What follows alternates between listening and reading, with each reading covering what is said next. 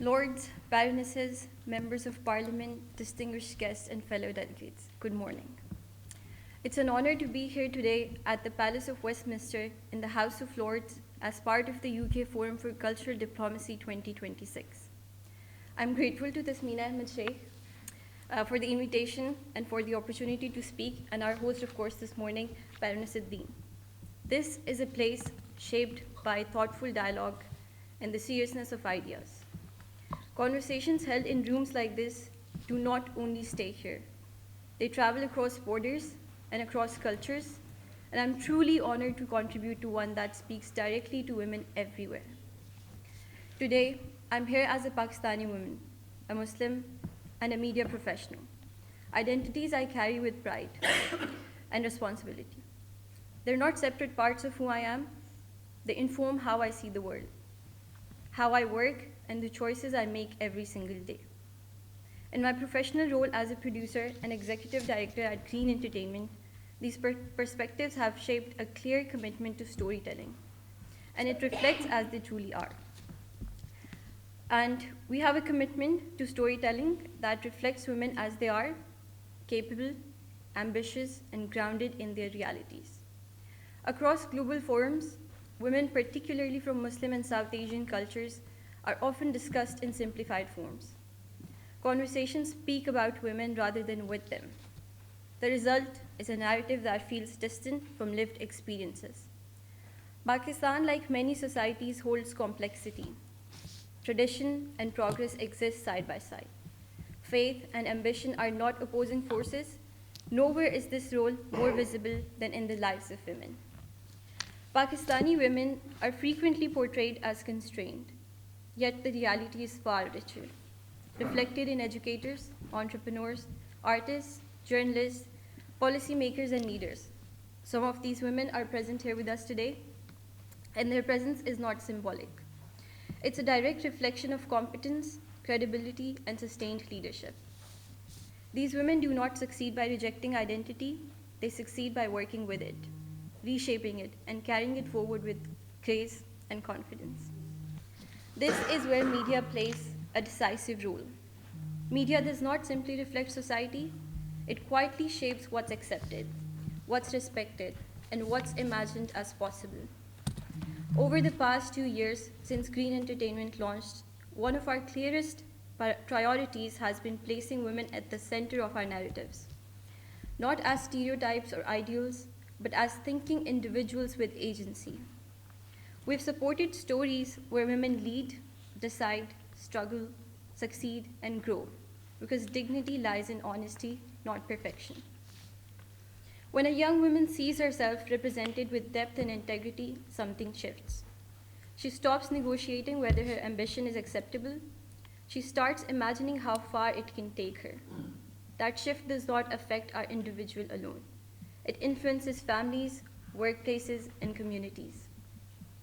My own journey has been shaped by something deeply formative, belief. I come from a family that encouraged education and independence. My father believed profoundly in education.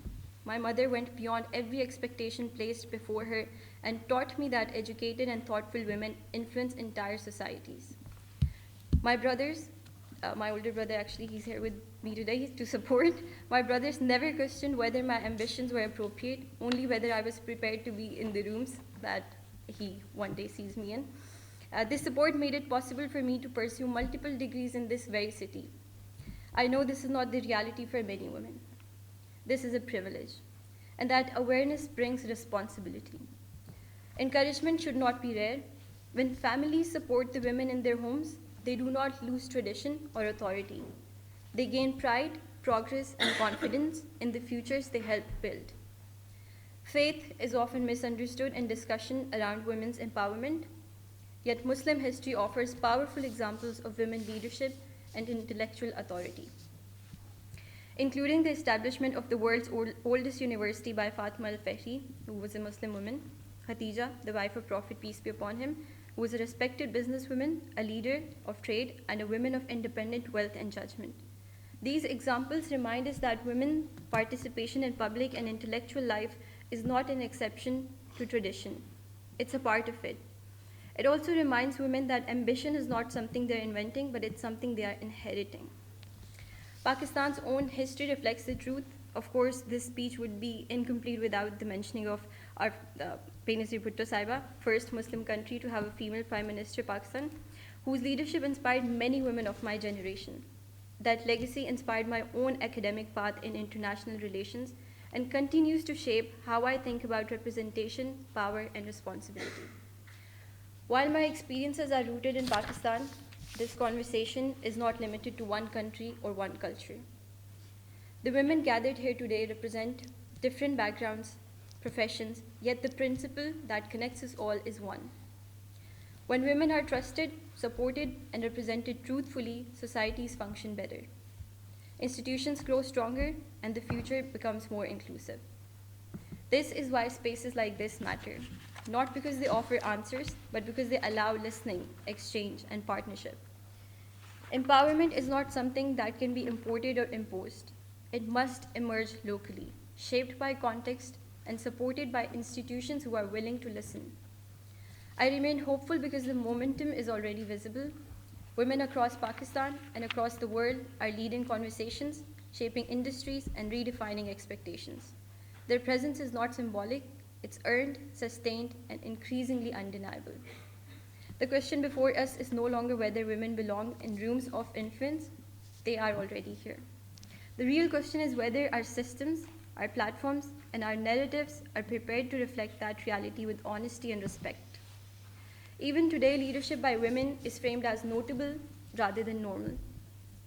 Media carries responsibility here. When women consistently visible in positions of authority, aspiration no longer needs explanation.